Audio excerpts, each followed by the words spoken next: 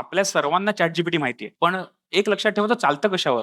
Chat GPT एक application आहे, जे आपल्या मोबाईलमध्ये आहे, लॅपटॉपवर आहे. पण त्याच्या 6 पातळ्या आहेत. बरं, एक आहे हार्डवेअर, जे जीपीयू आपण म्हणतो, ग्राफिक प्रोसेसिंग युनिट. म्हणजे आपल्या कॉम्प्युटरमध्ये जे चिप्स असतात, सीपीयू, त्याच्यावर एआय नाही चालत. आजचं एआय. तुम्हाला स्पेशली चिप्स लागतात. तर ते हार्डवेअर बनवणाऱ्या स्पेसिफिक कंपन्या आहेत. म्हणजे हे जे चिप वॉर जे चालली आहे, चायनाला तैवान कशाला हवंय?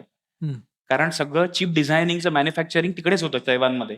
तर चिप बनवणाऱ्या काही हँडफुल कंपन्या जगात आहेत. ती एक पातळी झाली. दुसरी पातळी झाली हायपर स्केलरची. म्हणजे ह्या ज्या चिप्स बनतात, त्याने आपल्याला क्लाउडवर सर्व्हर फार्म बनवायला लागतात. म्हणजे जर मला हजारो लाखो लोकांचा डेटा क्रंच करायचा असेल, तर मला एका जीपीयूने नाही चालणार. मला अशी जीपीयूची शेतं लागतात.